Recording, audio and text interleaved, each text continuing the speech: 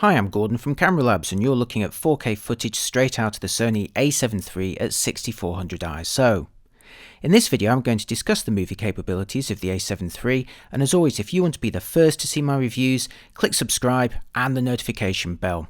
Come on, you've got time, it's just there in the corner. Right, thanks for that, on with the video. The a7 III can film 1080p video from 24 to 120p, the latter up to 100 megabits per second, and in a big upgrade over the earlier a7 II, it'll film 4K at 24 to 30p, again at up to 100 megabits per second. As the so-called basic model in the series, no one expected the a7 III to debut 4K on a Sony mirrorless in 10-bit, above 30p or in the wider Cinema 4K formats, but fingers crossed for a possible a7S III though, right? When filming 4K in 24 or 25p, the a7 III uses full sensor readout without pixel binning or cropping, allowing it to oversample 6K's worth of data into a 4K UHD frame. Switch it to 4K 30p and like many Sony cameras, the a7 III applies a small crop of about 1.2 times. You're looking at 4K 30p full frame coverage here, and to compare it again, here's the coverage switched back at 24p.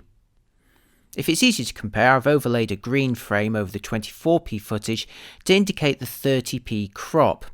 In 30p, the coverage is indicated by the outside edge of this green frame, and while it obviously has fewer pixels to oversample with, the quality still remains high.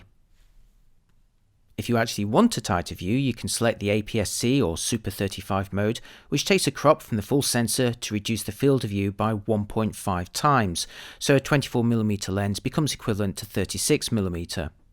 There's obviously even fewer pixels now for the a7 III to oversample with, so the quality isn't quite as sharp as the full frame mode, but there's still enough pixels to deliver 4K video, and it gives you the option to punch in without switching lenses.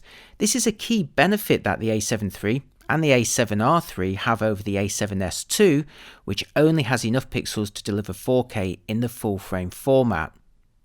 Okay, back to the full frame 24p mode filmed with picture profiles turned off.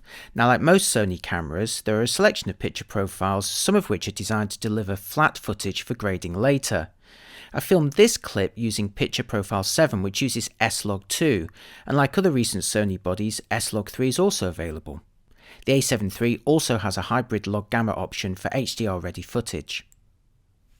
It's not just about 4K, 1080p footage looks pretty respectable too. You're looking at a 60p clip here, and all the 1080 frame rates can be captured without a crop in the full frame mode. Here's how 1080 footage looks compared to 4K using the same lens. I've sliced the clips in half, and you're looking at 1080p in the top half of the screen and 4K in the lower half of the screen. It's also possible to film 1080 up to 120p with audio and autofocus, and if you're using the full frame mode, there doesn't appear to be any perceptible difference in quality compared to the lower frame rate versions. To illustrate this, I've again split my footage in two here, with the top half showing 1080 in 60p and the lower half showing 1080 in 120p. Filming 1080 video at 120p lets you slow your footage by 4 times on a 30p timeline, or by 5 times on a 24p timeline, as I've done here. PAL shooters can film at 100p for a 4 times slowdown on a 25p timeline. Like other recent Sony bodies, the optional S&Q mode will slow the footage for you in camera if you prefer, letting you choose a recording and an output frame rate. Here I chose a recording rate of 120p and an output rate of 24p for the maximum 5 times slowdown. S&Q mode is certainly convenient, especially if you want to share slow motion footage direct from the camera, but sadly it doesn't record audio. If you do want audio, plus the chance to slow your footage later, you're better off recording in 1080 at 120p and choosing to slow it in post.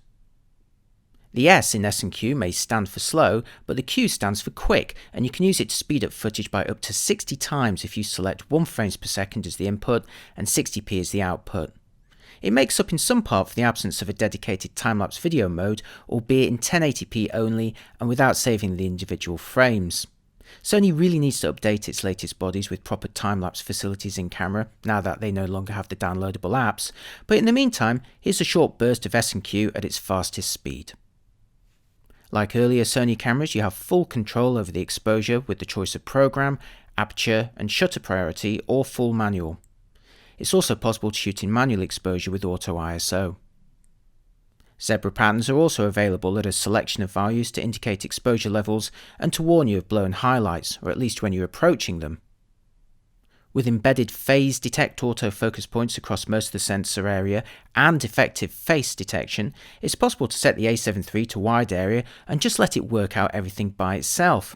Casual filming with autofocus is really easy. The A7 III will also do a fair job at tracking human subjects approaching or moving around the frame. I filmed this with the f/24-105mm, and while the A7 III doesn't seem quite as confident here as an earlier similar face tracking test I filmed with the A7R III, I think it's more to do with my position and perhaps my hat. Give it a subject face on and it'll perform more confidently. Thanks to the addition of a touchscreen on the A7 III, you can now pull focus during video by simply tapping the desired area. Like earlier Sony cameras, you can also choose the focusing speed from the menus. In my example here, the subject and very shallow depth of field means there's minor hunting at times, but again in less extreme situations it can work very well. If you prefer to manually focus, the A7 III offers a variety of assistance options, including magnification and focus peaking and a choice of colours. And remember, unlike a DSLR, you can exploit all of this assistance when composing through the viewfinder. The A7 III features built-in 5-axis sensor shift stabilization, with Sony claiming 5 stops of compensation. That's half a stop more than its predecessor, although half a stop less than the high-resolution A7R Mark III.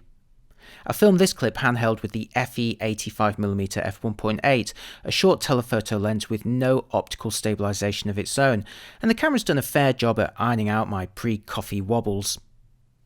Here's a more challenging environment, filming from a very shaky helicopter taking off with the A7 III and FE24-105mm, a lens with optical stabilization that shares the anti-shake duties with the body's own system.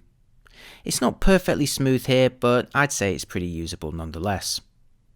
For this last example, I simply walked around with the A7 III, again fitted with the FE24-105mm and again at 24mm.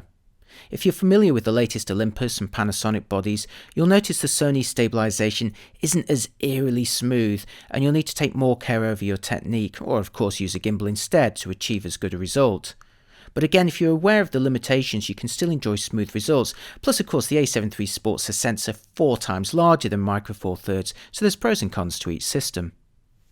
In another big upgrade over the A7 II, the A7 III now sports dual SD memory card slots, and while only one of them will exploit the extra speed of UHS 2, it's still possible to configure the camera to successfully record 100 megabit video to both cards simultaneously if desired. I did this for a whole day's worth of filming and shooting on the A7 III. The card menus also let you specify exactly which file types you want stored on the second card if desired. The A7 III also sports microphone and headphone jacks, and last but by no means least, it also inherits Sony's latest Z series battery, which lasts over twice as long as its predecessor. This makes a huge difference in practice, and Sony's also done a lot of work to banish the overheating issues of earlier bodies. And in my early test with the A7 III, I was able to film 30-minute 4K clips without any issues. Right, that's it for this video. Check my reviews at cameralabs.com for my latest tests and results which go into much more detail. If you enjoy my videos and want to be the first to hear about the latest camera news, please like, share and subscribe, and of course let me know what you think in the comments. And don't forget to also check out my other A7 III videos here. I'll see you next time. Thanks for watching. Bye bye.